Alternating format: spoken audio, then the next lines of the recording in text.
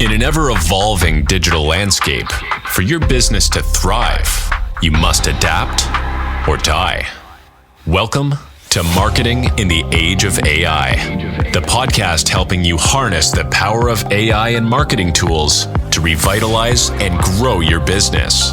And now here's your host, marketing expert and author of Authentic Marketing in the Age of AI, Emanuel Rose.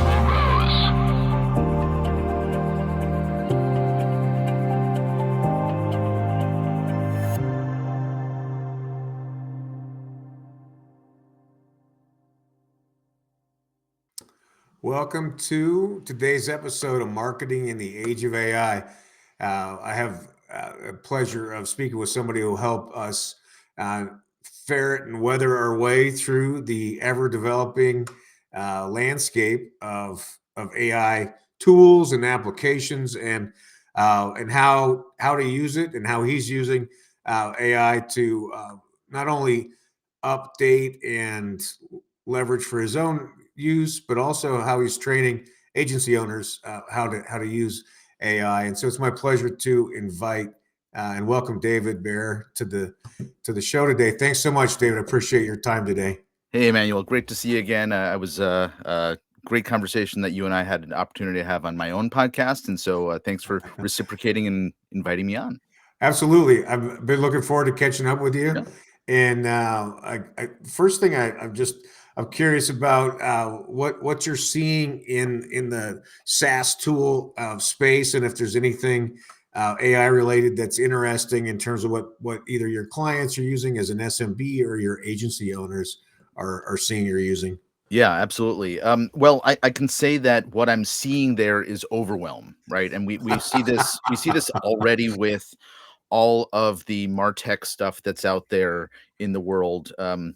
When I do presentations, and I do a lot of them on the topic of AI for small businesses and for marketers, one of the pieces of my narrative is how much stuff there is out there. And I compare it to what has been tracked for, I think it's now 13 years by Chief Martech, which is looking at all of the SaaS tools, all of the marketing technology tools.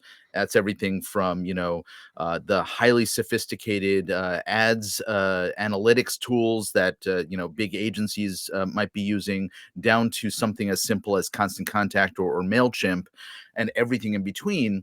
And as of this May 2024, there are over 14,000 of those. Okay, now layer on top of that all of the AI tools that have been developed just in the last couple of years since ChatGPT made this major debut, and everybody and their mother wants to get in on the action when it comes to building tools, which have become incredibly easy.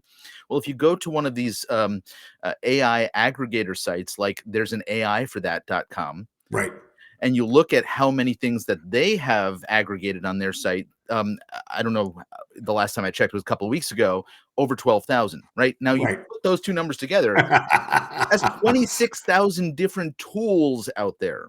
Yeah. And so when I say overwhelm, you can understand and appreciate how when somebody is just getting into this, they're looking at this mass of options to consider. And if you're being targeted, with ads for whatever, right? You're seeing, I see in my Facebook feed, dozens of different tools that are being marketed to me as a professional marketer, right? Everything from voice AI to content creation AI and so on. Yeah. And I got to figure out, I don't even know where to begin with this stuff. So overwhelmed, I think, is the best answer I can give you on that question. Well, I'm glad to hear that other people are overwhelmed, and that I'm glad to hear the number, because I think that's the biggest challenge I have too. And I've given up on keeping track of it, right? And I actually have 6 of those aggregator sites that you talk about in order to stay up with what's coming out, because it is 100% overwhelming for us as marketing professionals who are on the forefront of this. And I can only imagine what it's like for a one-person show in a marketing department, right, who's running a $10 million a year marketing for their business. So, Yeah. so then, what is the recommendation that you give to people on how they ferret their way through and figure out how to start leveraging some of these tools? Yeah. I think there's two things that I recommend. The first is to really understand what AI is and what it does. And I think that there's still a lot, even in our space, the marketing space, where people are assumed to be technologically savvy. Sure. Yep. I teach marketers. In fact, right after you and I finish, I'm going to be jumping on my weekly AI for marketers call, Nice. where I end up talking to a couple of dozen marketers who are like, I've heard of this stuff, but I haven't even been willing to jump into it. So I think that the very first thing is to just get AI into your life in whatever means that is practical and appropriate. Okay. So here's how I recommend doing that. If we think back a couple of decades before search engines were at the core of the way that we operate, right? Yep. Everybody now just goes to Google or Bing or whatever, their search engine of choice is, but it wasn't always like that. So Right. how did we start using those tools? Try the same approach with AI. And it's very easy to do that on everybody's phone now. If you go into the Google app or you go into the Bing app, AI is right there side by side with those things. And For so sure. I was driving back from a classical music concert with my daughter, and she was asking me some question. Um, I don't remember what it was. It was about the composer or the style of composition or something. I think it had to do with um, impressionist music. And so I didn't know the answer immediately. And I said, "Why don't you look it up?" And she said, "Where should I look it up?" Well, I said, "Well, go over to the Google app All right. and ask the question to Google." But then there's a little toggle at the top of the Google Right. app that allows you to switch over to Gemini, the AI tool that they have. Ask the same question there and see what the two experiences are like, so that you can understand the differences of them. Okay, Yeah. I love it. Yep. so that's the first piece of advice that I have. The second one is, I think, more speaking to this overwhelm of all of the different tools out there. My advice is, do not start with the tool. Instead, look at what you're trying to address, what problem you're trying to solve, what issue you're trying to address in your business or in your life, and then go look for a tool that can help with that. Love it. Yep. No, I love it. Yeah, I agree 100%. And I say don't just try one tool, but Mhm. try three tools, right? Yeah, And then see which one fits you, because UX and experience and all those are different. But I agree with you 100%. Is start with the journey of your customer, or the gap in your department or in your creative team, and then figure out how you're going to fill that gap to do better marketing, yep. and then find the tool that fits that. So that's awesome. So what are you seeing with agency owners? I mean, are you seeing a consistent gap? Are you seeing consistent use of tools, or is it all over the place? Well, you and I both know that agency owners is a very, very broad spectrum, and Yeah. so it is really all over the place. I mean, there are agency owners who specialize in certain areas of marketing to begin with. So those who are in the design end of the world are probably more aware of and tuned into the visual AI stuff, and quite frankly, that's not nearly as advanced or capable as some of the other ends of the AI world. Right. Those who are in the ad buying and media buying space, some are aware of the degree of either management or ad creation or analytics tools, but most are not. Yep. And then those who are in the content creation space, that's where I see the most amount of awareness, and also the least amount of depth of exploration of those tools, meaning that most of the marketers I talk to say, yeah, I tried it out and it really gives me some pretty crappy output, so I'm just going back to the old way I'm doing it. Right. No, that's amazing. I was talking to a CMO at like a $50 million a year company, and he's like, no, exactly that same thing. The chat churned out this C- work, And so I just sent everything right straight back to my Mhm. my writer, and we're just skipping it. Yeah. I'm like, oh, okay, well that's interesting. Um, well, on that, unlike just copywriting, I mean, let's just talk about that for a second. Are you sequencing with a couple of tools like Grammarly or those sorts of things, or how are you recommending people dig in and use something like ChatGPT? First, I would say figure out where your needs are, just like I was talking about a moment Sure. ago, and if it's uh, augmenting something that you're already doing, like a lot of correspondence, or you have emails sequences that you need to write, or you're in the business of writing out long form sales pages or video sales letters, right? Those are all different disciplines and capabilities that AI has the ability to support, Yep. but understanding, regardless of which direction you're going, what you want the output to look like, that then informs what the input to the process looks like. So for direct response copywriting, I don't actually use ChatGPT or Claude or Gemini or Perplexity or Poe or any of the other tools that I have accounts on. Yeah. Um, I've been using a tool that a copywriter named John Benson has created, and has really built out a really cool workflow for doing classic direct response copywriting with some neuro linguistic programming built in, and some other stuff that I geek out on. Yeah. Right. But for the most part, that's only appropriate for a certain use case. Right. Okay, so then going back to the how would I use ChatGPT? Again, I would figure out, okay, well, where are we trying to get to, and let's build something that accomplishes that. So I'll give you an example of how I did this with some of the marketers I train in my business. A lot of my folks in my community are really good at marketing others, but really, really terrible, as we all are, at marketing Yeah. ourselves, right? I'm guilty of that for sure. So one of the requests was, I do I used to do weekly emails. Now I do 3 times a week, and sometimes I've done daily emails. Um, but I've been a storyteller in my emails. And there's Right. a style to the way that I like to write emails, which is to engage with the story, make a clear point, and then have a call to action. So there's a structure to the email. Sure. Yep. And so one of the folks in our community said, "David, you're really good at this. I have no idea how to do this." I said, "Okay, why don't we look at the structure, and then let's build an AI tool." So I built a GPT Sure. to guide them through the process. Love it. Okay, Yep. so the GPT asks some questions like, what's the main point you're trying to make? What's the call to action? Who's the audience? What's the context of it? So there's like 4 questions that you need to answer. And then I have it suggest a bunch of stories that might be good lead-ins to that point. Okay, they pick the story, and then it gives you a draft of the email based on the style of the audience. Who's the recipient, what style I believe they would be most likely to engage most with, and Love it. then Yeah. some follow up to adjust it.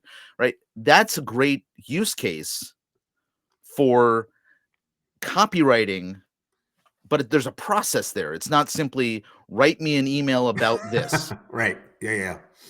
No, yeah, you're building a structure. Mhm. You're essentially guiding the prompt engineering or the prompt creation so that you're getting a good output. That's probably a B output that then you can go Correct. and clean up into an A plus that is client facing ready. Right.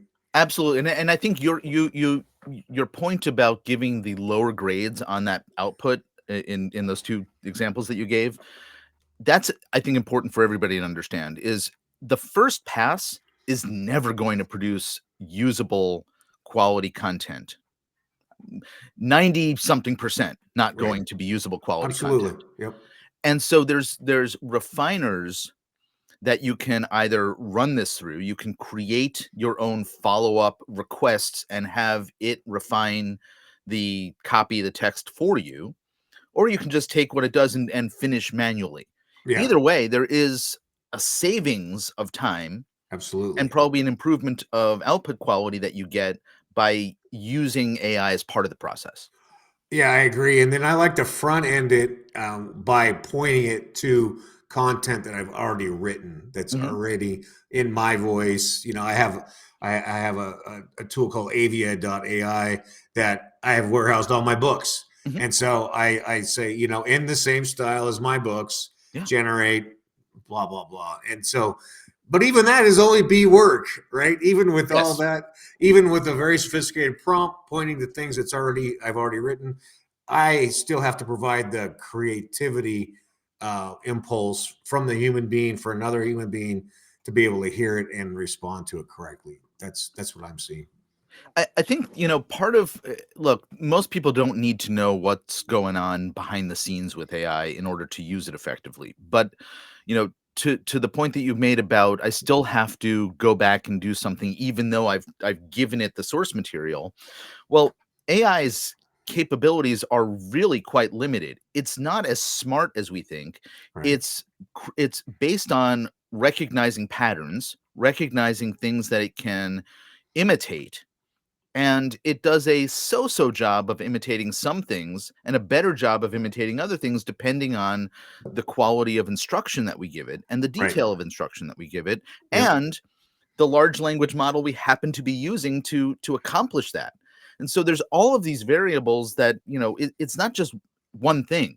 It's a general technology and finding the right combination of both the tool, the engine behind it, and the human element of what we're actually contributing to the process. That's what's going to result in good or poor output. Yeah, and there has to be a commitment or an acceptance that you have to think a little bit like the computer. You have to think a little bit about like the software. You have to Mhm. understand what the databases are. And so for me, I've said, I'm never going to think like a computer. I'm a philosopher, right? Yep. Like I go write 1,000 words about a leaf blowing in the tree. I'm never thinking like a computer. But I like to have people around that can help and support thinking like the computer to get good outputs that save time if in fact that's what it will do. And of course, this is just generative copywriting we're talking about. It's not the dynamic model where we're able to pull in what the weather is like today and the price of gas and how to adjust and change marketing ads based on all these multivariant factors that Sure. are the dynamic part of, to me, what AI in another 2 years is really going to be amazing for us when we can integrate these 3,000 data points, Yes. and it's going to impact the pay-per-click ad on Facebook for the soccer mom that I'm trying to sell a bagel to, right? I Hmm. mean, that's the real magic, I think, eventually. Yeah. I think two things I want to circle back on there. The first thing is 2 years from now, a lot of folks are trying desperately to take the tools and the technology that we have today and realize the outcome of what you've just described, right? And my Yeah. advice to them is wait, Right. Yeah. right? Other people with deeper pockets are building those things now and will have access to them sometime in the not too distant future. Don't don't spin your wheels and try to you know half-ass do something now that isn't going to produce the type of output that you want. The and the other point I'll make is I said, folks with deeper pockets. Well, Google and Meta certainly have already been investing heavily in artificial intelligence decision making on their platforms for years, Sure. long before any of this, consumer facing stuff has come about. And one of the ad buyers I respect tremendously has basically started instructing folks the ad platforms do all of the heavy lifting now, Hmm. particularly when it comes to targeting, etc., because they have more capability, not just with their knowledge database, but their AI capabilities of getting Interesting. that right message in front of the right person more so than you ever will by doing things the way we did things a couple of years ago when it came Right. to ad targeting. Yeah, no, I think very smart way to interpret it, and probably even better than a third party that you could pay on your Mhm. behalf to do it. That's another software, right? Like why bolt on in that circumstance? Yeah, yeah, I think We that we makes we sense. run we don't really have an agency anymore, but we do a little bit of work for some legacy clients, and we're running ads on the Meta network, and we're A/B testing. We're going with the targeting, and then with this advice that I just shared, which is absolutely no targeting, the context of the ad, and some very sort of broad targeting about location or gender or age Right. range is Yeah, all we're putting in, and we're seeing that it's neck and neck, or that the platforms AIs are actually doing a better job. yeah. Well, I mentioned 3,000 data points. That was a company I talked to. That's how many they're using. Talked to another company that's got 7,500 unique data points Mhm. for each record. So the good news is that we as humans can change, so we're not locked into Yeah. their interpretation of us, right? But that is it's a lot more data points than I would have ever considered possible, and the algorithms are able to pull that. And I love that. I'd love to see if you guys publish a study on that A/B testing. I'd love to see that if they're even at just a high level Yeah. of what you've experienced. Um, you and I could talk probably the rest of the afternoon. I would, especially if we had a bottle of wine each. Um, I know you probably have some tools that people could get a hold of to help them start to think about some of these things. What's the best way to get in touch with you and see some of the resources about AI and marketing in general? Sure. Well, I'll say that the stuff that I am doing with AI is kind of all across the board, and some of it is teaching folks kind of how to think through and operate the tools yourself. Some of it is the tools that I have built for marketers, and a lot of that is actually not managing marketing activities directly, but rather thinking about how can we as marketers have a broader role in supporting our clients' businesses. So a lot of the AI stuff that I've built for marketers is really about how do you support your clients through change management, or Right. leadership issues, or employee issues, or creating customer delight programs, things that marketers don't typically think about, but AI helps advance or augment our current capabilities. Love it. So I'll give you a general website where folks can find me, and that's Baer, Baer, on marketing.com. That'll sort of, give you the choice of what direction you may want to go to find more. But as I said, a lot of the things that I'm thinking about when it comes to AI and marketing have less to do with the tools that we've been talking about. How do you create marketing assets? How do you manage ads? And a Yeah. lot more to do with the bigger picture, because I think a couple of things. Um, I think that the marketing services structure, the agency model that we've come to know, has always been a broken system, right? Sure. And the more we're going sort of off the AI path here for a That's moment, okay. but Or marketing. That's all good. but the more that we diversify the range of channels that we have the opportunity to market, like just like all of those martech tools, the more overwhelmed and confused people get. Yep. How should I market? Where do I market? And as marketers, marketing service providers, we tend to be narrowly focused in either a single channel or a handful of things. Even folks who allegedly are in the full stack agency space are limited in where they tend to advise people to go. Sure. And so I have been a proponent of really expanding the role of marketing services to strategic planning, that is really more about, as in the corporate world they've done for several years now, revenue operations Right. before we actually even talk about what tactical activities we're going to engage in marketing. And that means marketers who are on board with this concept have an opportunity to come into the relationship with their clients and start talking about bigger picture things like, how do we bring more money into the business and how do we hold on to more of that money in your business? And that is not always going to be about getting more leads. Right. Right. Yeah. In fact, sure. it's usually not about that. It's about a lot of other things. And if marketers get a better sense of what all of that means in terms of the impact to their clients, then we can help them in a much more effective way. AI can certainly help support the increase in capability that a marketer has.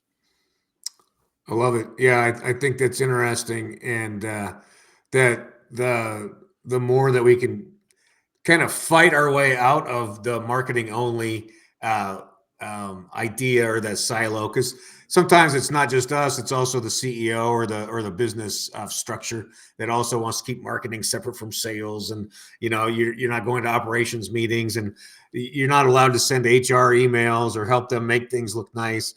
So it is a bit more of a holistic picture, Mhm.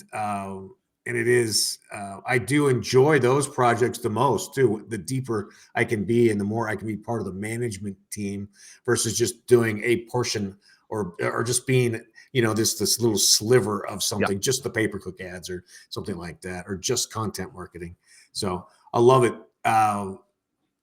So what's next for David Baer, and what's on the horizon for you in the next in the near future? Yeah, well, I'm continuing to keep my finger on the pulse of AI. It's a fascinating world.